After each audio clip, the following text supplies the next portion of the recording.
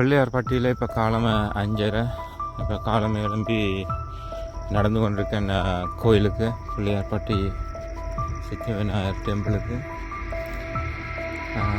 இதுதான் பிள்ளையார்பட்டி வந்து ஒரு சின்ன கிராமம், பெரிய வசதிகள் இல்லை. ரோட்டால் நடந்து போய் கொண்டிருக்கேன். பிள்ளையார்பட்டியில் வந்து காலமே கோயில் கோழி கொக்கரக்கோ வந்தது, மாடுகள் எலும்பின அருமையான சன்ரைஸ் வரப்போகுது. இப்போ நான் கோயிலை நோக்கி நடந்து வருவேன். நான் இந்த ஹோட்டலில் இருந்து ஒரு 10-15 மினிட்ஸில் இருக்குதுன்னு சொன்னாங்க. போக்குறது பார்க்கும் உடனே இடத்துல போய் வெயிட் பண்ண மாட்டேன். பிள்ளையார்பட்டின்றே அந்த சாங்ஸ் நான் வரும். அந்த 9 கோலும் 1 பிள்ளையார்பட்டிக்கு இப்போ வர வேணும்னு சொல்லி அந்த பாட்டின் பிரகாரம் தான் எனக்கு ரொம்ப இருக்குது. மிக அருமையாக இருக்குது. பிள்ளையார்பட்டி கற்பவிநாயகர் கோயில் இந்தியாவில் உள்ள தமிழ்நாட்டில் சிவகங்கை மாவட்டத்தில் பிள்ளையார்பட்டி என்னும் ஊரில் தான் அமைந்திருக்குது.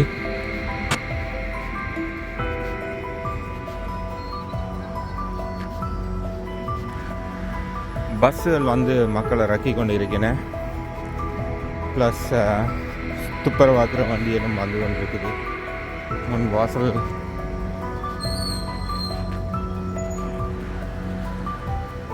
முன் வாசலை ரீச் பண்ணிட்டோம். இந்த கோயில்கிட்ட வரலாற்றை பற்றி சிறிது பார்ப்போம். இங்குள்ள அந்த சிறிய மலை அடிவாரத்தில் கோயில் குடியப்பட்டது. இந்த குடைஞ்சு தான் அந்த கற்ப விநாயகர் வந்து கட்டப்பட்டது. அது ஒரே கருங்கல்ல கட்டப்பட்டது தான் இந்த கற்ப விநாயகர் கோயில். இங்கு இருக்கிறது பிரதான தெய்வமாக கற்ப விநாயகர் தான் இருக்கிறார். மலையை குடைந்து அமைய பெற்றவர். இவருடைய உயரம் 6 அடி உயரமுள்ள கற்ப விநாயகர் என்ற உயரம். குகை கோயில் சிவன் மற்றும் அப்புற கடவுள் உருவங்கள் வந்து இங்கே செதுக்கப்பட்டிருக்குது. கல்வெட்டுகள் எழுதியபடி இக்கோயில் 1091ஆம் ஆண்டு மற்றும் 1238ஆம் ஆண்டை காலத்தைச் சேர்ந்தது என கருதப்படுது. இருப்பினும் இந்த கோயில்கிட்ட வேறு கல்வெட்டுகள் 13,000 ஆண்டுகளுக்கு முன்பே இந்த கோயில் கட்டப்பட்டதாகவும் வந்து சொல்லப்படுது.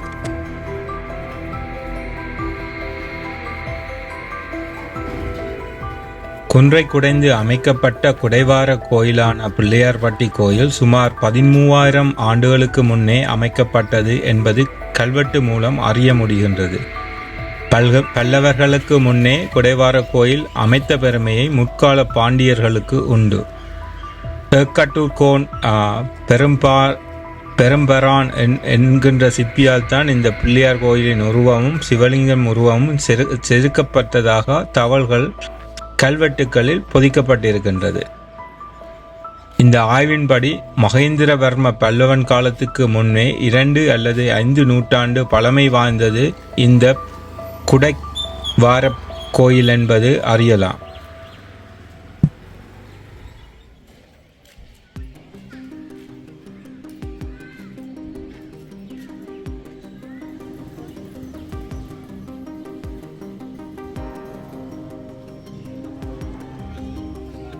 நான்காம் நூற்றாண்டில் இந்த பிள்ளையாரின் சிலை செதுக்கி இருக்கலாம் என நம்பப்படுகின்றது. இதுபோல 14 சிலை உருவங்கள் இக்கோயிலில் உள்ளது. மேலும் கல்வெட்டு மூலமாக இந்த கோயிலுக்கு பல்வேறு பெயர்கள் காலத்தின் ஓட்டத்தோடு வைக்கப்பட்டதென கருதப்படுகின்றது.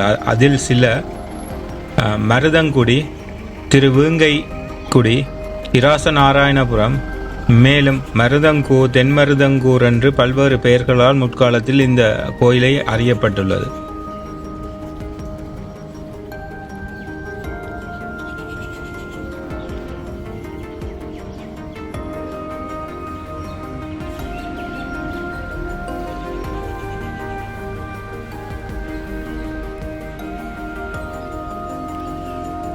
போகிறதுக்கு ரெடியாகிடுச்சு. இந்த கோயிலின் அமைப்பு 2 பகுதிகளாக அமைக்கப்பட்டிருக்கின்றது. கோயிலின் ஒரு பகுதி குடைவார கோயிலாகவும் மற்றொரு பகுதி கட்டாளி எனவும் அமைந்திருக்கின்றது. பிள்ளையார்பட்டி கோயில் தமிழ்நாட்டின் குடைவார கோயில்களில் மிக சிறப்பு வாய்ந்த ஒரு கோயிலாகவும் கருதப்படுகின்றது. 6 அடி கற்ப விநாயகர் கோயில் விநாயகர் சன்னதி மலைக்குடையில் அமைக்கப்பெற்றுள்ளது.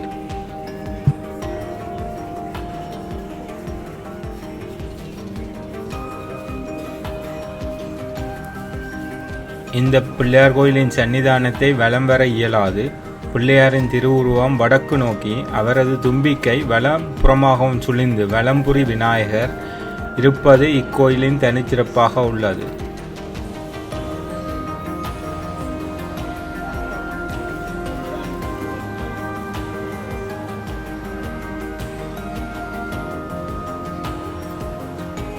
காலம் 5:55, 6 மணிக்கு கோயில் திறக்க போகுது. இந்த கோயிலுக்கு உள்ளுக்கு போனீங்களோண்டா கோயிலின் நடுவே கிழக்கு முகமாக அமைந்திருக்கும் மாலிங்கம் மிகுந்த பொலிவுடன் காணப்படுவர். இவரை திரு வீசகர் என்றும் இப்பெருமானை திரு வீங்கைக்குடி மகாதேவர் என்றும் பெயருடன் அழைக்கப்படுவதுண்டு. சற்று வடக்கு வீதிக்கு வெளிப்புற சுவரில் லிங்க பவர் என்று சொல்லப்படுபவர் காட்சி அளித்து வருகின்றார்.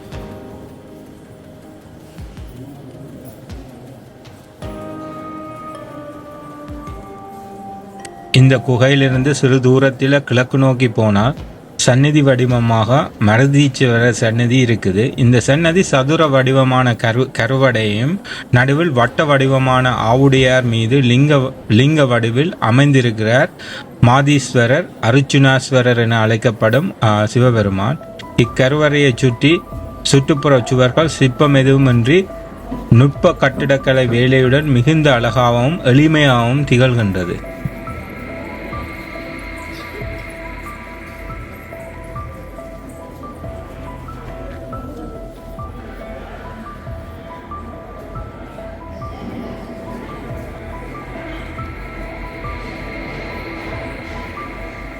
மருதீஸ்வரர் கோயிலில் 30 செப்பு திருமேனிகள் இருக்கின்றது. இந்த திருமேனிகள் 10ஆம் நூற்றாண்டு தொடக்கம் 19ஆம் நூற்றாண்டின் இறுதி காலப்படம் வரையாக செதுக்கப்பட்ட திருமேனிகளாக கருதப்படுகின்றது.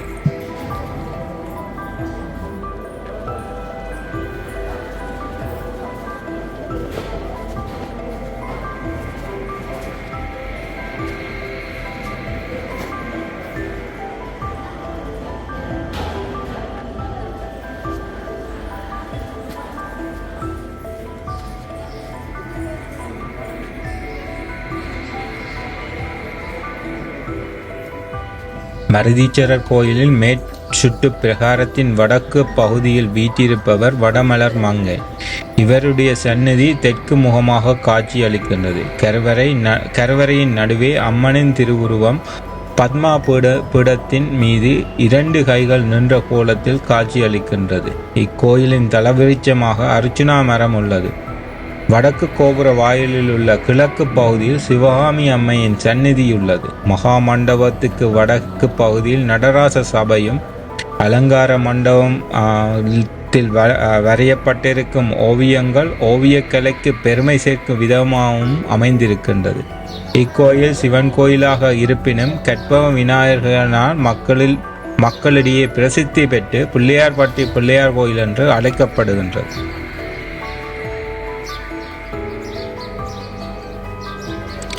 இக்கோயிலில் 2 ராஜகோபுரங்கள் அமைக்கப்பட்டுள்ளது. கிழக்கு வாயில் உள்ள ராஜகோபுரம் 7 நிலை கொண்ட ராஜகோபுரம். இந்த ராஜகோபுரம் சிவனுக்காக அமைக்கப்பட்டது.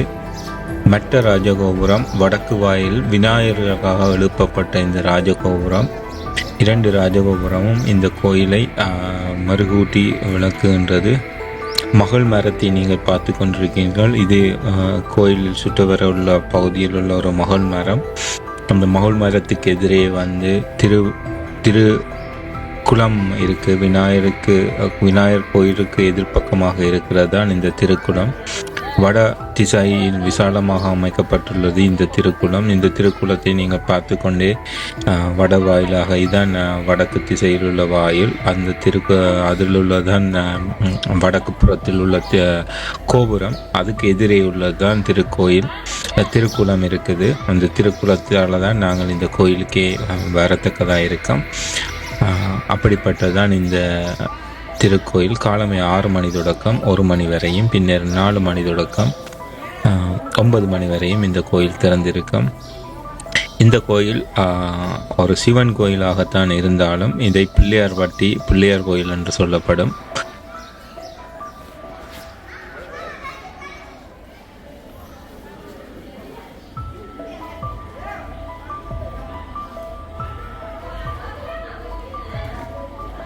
பிள்ளையார்பட்டி பிள்ளையார் கோயில் விநாயகர் சதுர்த்தி விழா 10 நாட்களாக கொண்டாடப்படும் ஒரு பெரும் விழாவாக உள்ளது.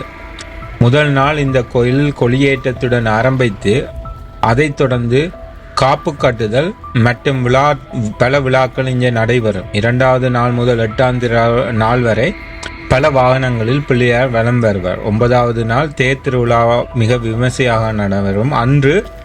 அன்றைய தினம்தான் பிள்ளையாருக்கு சந்தன காப்பு அலங்காரம் செய்யப்படும். இந்த நிகழ்வு பக்தரிடையே மிக முக்கியமானதாக ஒரு கருதப்படும் விழாவாக இருக்குது. 10வது நாள் காலை தீர்த்தவாரி நிகழும் ஒரு திருவிழாவாகவும் நடைபெற்று அன்றையோடு திருவிழாக்கள் முடிவடையும். மேலும் கார்த்திகை மாதத்தில் திருக்கார்த்திகை தீபம், மார்கழி மாதத்தில் திருவாதிரை அன்று சிவசுந்தர சமேதன நடராஜ பெருமானின் திருவீதி பவனி வருதலும் இங்கு ஒரு முக்கியமான திருவிழாவாக இருக்கிறது. தமிழ் மற்றும் ஆங்கில புத்தாண்டு தினங்களிலும் இங்கே மிக விசேட திருவிழாக்கள் நடைபெறும். நீங்கள் எந்த நாள் போனாலும் இங்கே பிள்ளையாரை தரிசனம் செய்யலாம். இப்போ நீங்கள் பார்க்குற அந்த மலை, இந்த பக்கத்தில் உள்ள மலையைத்தான் குடைந்து பிள்ளையாராக இங்கே செதுக்கி இருக்கின்றன. இது 13,000 ஆண்டுகளுக்கு முதல் இந்த மலையை குடைந்து செதுக்கப்பட்ட ஒரு பிள்ளையார் இங்கே இப்பவும் அதே மாதிரி எங்களுக்கு காட்சி தந்து அருள் பாலிக்கிற பிள்ளையார்பட்டிக்கு நீங்கள் வந்தீங்களோன்னா, பிள்ளையார்பட்டிக்கு அடுத்ததாக குன்றக்குடி முருகன் கோயிலும் பிள்ளையார்பட்டியிலேருந்து ஒரு 3 கிலோமீட்டர் தூரத்தில் தான் இருக்குது. குன்றக்குடி முருகன் கோயிலுக்கும் போகலாம். குன்றக்குடி முருகன் கோயிலும் இங்கே மிக பிரசித்தி பெற்ற ஒரு முருகன் கோயில். அந்த கோயிலையும் போய் தரிசிக்கலாம்.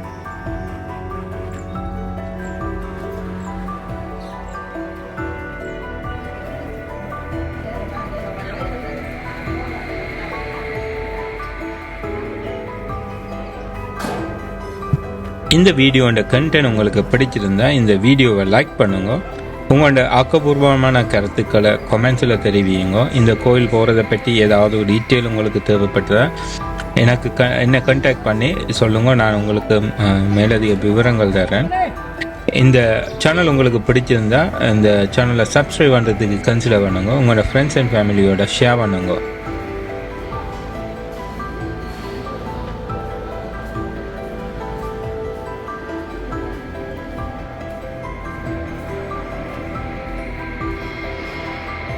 நாங்கள் இந்த கோயிலுக்கு தஞ்சாவூர் பெருங்கோயிலேருந்து இரவு நேரடியாக இரவு 11:30-12 மணிக்கு இங்கே ஒரு ஹோட்டலில் தங்கிட்டு காலமே வெள்ளனை பூசை பார்த்துட்டு அடுத்ததான் நாங்கள் இன்னொரு கோயிலுக்கு போயிருக்கோம். அதுதான் குன்றக்குடி முருகன் கோயில். குன்றக்குடி முருகன் கோயிலேருந்து நேரே ராமேஸ்வரத்துக்கு இடையில் இன்னொரு பிரசித்தி பெற்ற ஒரு கோயில் இருக்குது. அந்த கோயில் பல யுகங்களாக இருக்கிற கோயில். முதல் முறையாக கட்டப்பட்ட ஒரு சிவன் கோயில். அந்த கோயிலுக்கு தான் போக போகிறோம். குன்றக்குடி முருகன் கோயிலை தரிசிச்சுட்டு அந்த கோயிலுக்கு போக போகிறோம். அந்த கோயிலோட பேரை நான் உங்களுக்கு சொல்கிறேன். அந்த கோயிலுக்கு உங்களுக்கு உண்மையாகவே ஒரு அருள் இருந்தாலோ தர்சன அருள் இருந்தால் மட்டுமே அந்த கோயிலுக்கு உங்களை சிவபெருமான் மாதவியார் உங்களை அழைப்பார் என்று சொல்லி ஒரு ஐதீகம் இருக்குது. அந்த கோயில் போகிறதுண்டா சொன்னால் நீங்கள் முதலே பிளான் பண்ணி போகணும். ராமேஸ்வரம் மாவட்டத்தில் தான் அந்த கோயில் இருக்குது.